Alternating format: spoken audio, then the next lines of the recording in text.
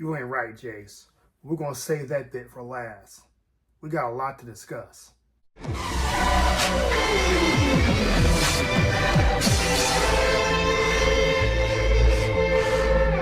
Quanta Filmations, unique as in the eye of the beast.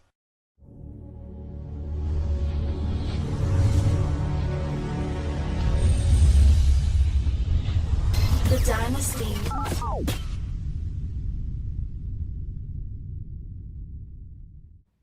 Welcome to another episode of CJ and Arrow World. We are bringing you the news not just within our reality, but of that within mankind's vast fictional multiverse. I'm your host, JG Traveler. Today we're reviewing Arcane Season 2, Act 2. So we see at the opening that we have a Jinx copycat. But this is Aisha. And why she's acting like a Jinx copycat? Well, Jinx is her older adopted sister. And you have to give credit where credit is due. They really tried to set this up as that she was actually doing something, like giving people the confidence to believe in Jinx, even though Jinx doesn't really want to have any part in Zaun's revolution. And you see that with how much of a recluse that she's being. And I'm thinking it's more or less depression.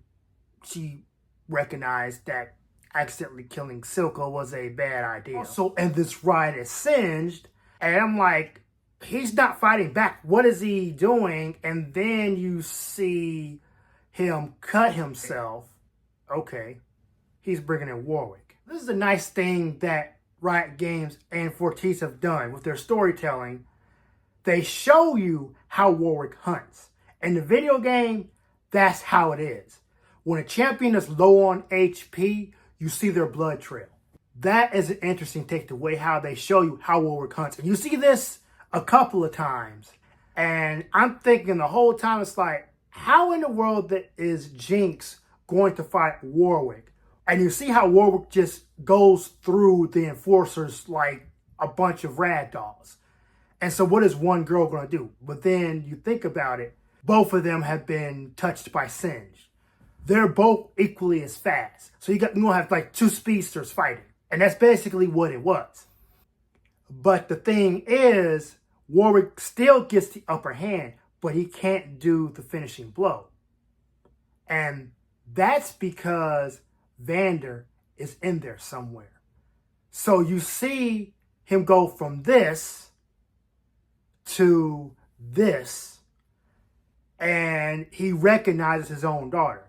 Now, the same thing happens when they're in the tunnel, but instead of Jinx fighting him, it's Vi. He recognizes Vi. So then this scene happens. Oh, ain't that cute? Well, unfortunately, it doesn't last, but I'm going to get to that in a moment.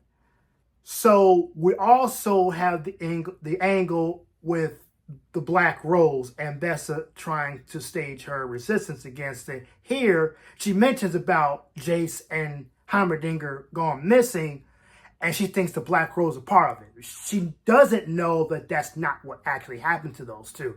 And I kind of find it disrespectful that she doesn't mention Echo, but maybe she doesn't know Echo. So then you have what happened to Mel. And I'm thinking the whole time, okay, wait a minute. The Black Rose put her in some kind of prison somewhere in Runeterra, like either some kind of magic prison or whatever. And then you see this scene, and I'm like, okay, that's a Genjutsu. Arcane form, Black Rose breathing. So now we go on to, you have Singe's motivation. Caitlyn and Ambessa know that Singe can control Warwick. However, he won't tell them what he's planning yet. When he does, you have this scene here. So he's trying to bring back his dead daughter. Well, Vander was dead, and he somehow brought him back. Frankenstein his mind into some giant werewolf-looking creature. So he's going to do this to his daughter. I don't think that's actually going to happen at the end of the season. Maybe, maybe not. From what I infer what Caitlyn said about him being a respected alchemist, and then he just all of a sudden drops off of the scene. And I'm thinking it's because it's the death of his daughter. And he just basically went gung-ho into all his research in dealing with Shimmer. I think she said that he was the inventor of Shimmer. So then we get to what I said in the outset of this video at the beginning, Jace. My multiversal theory of what I think, because of the way how he looks, it's like that man hasn't shaved in at least maybe a couple of months or more.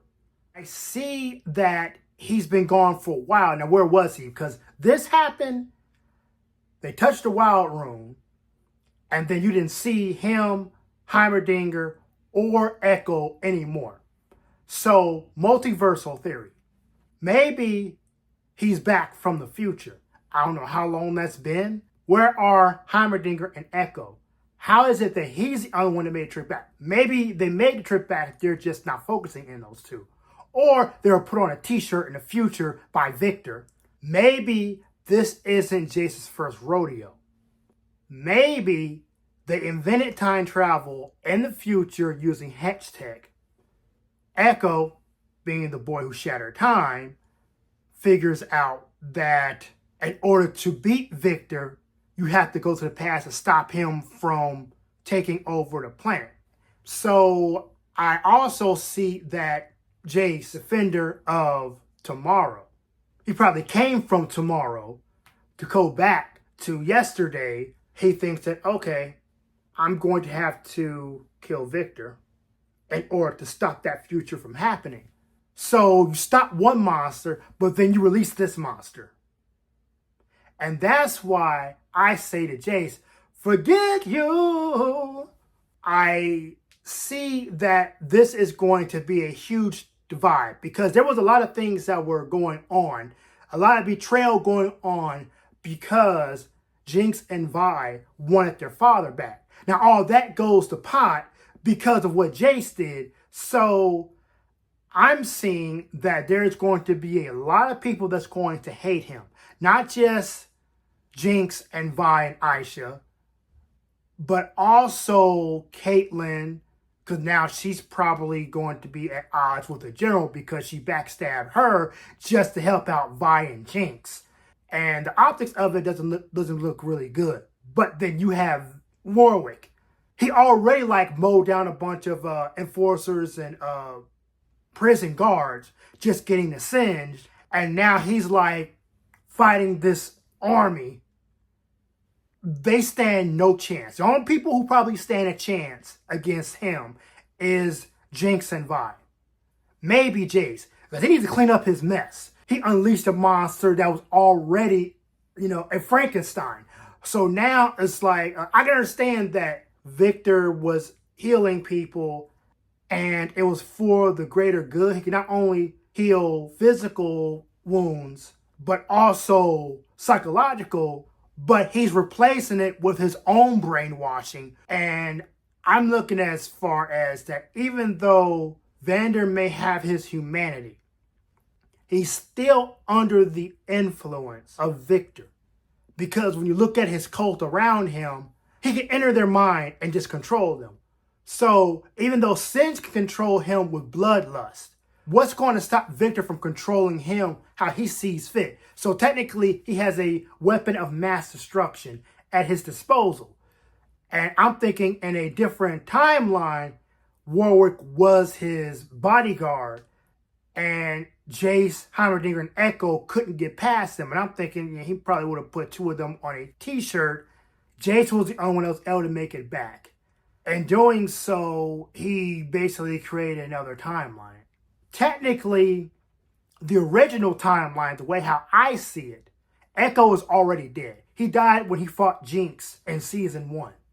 We only see that Splinter timeline where he actually has a stalemate with the time travel and everything. Me and myself writing stories about time travel. This was really well done, but it can get confusing. But how is Riot Games going to resolve this issue that we have with the time travel? What happened in the future, and how come it's why couldn't Echo do it? Why couldn't Heimerdinger do it? I don't know, but That would be interesting to see. And I'm waiting to see what they do in Act 3. Until that time, I'll see y'all later.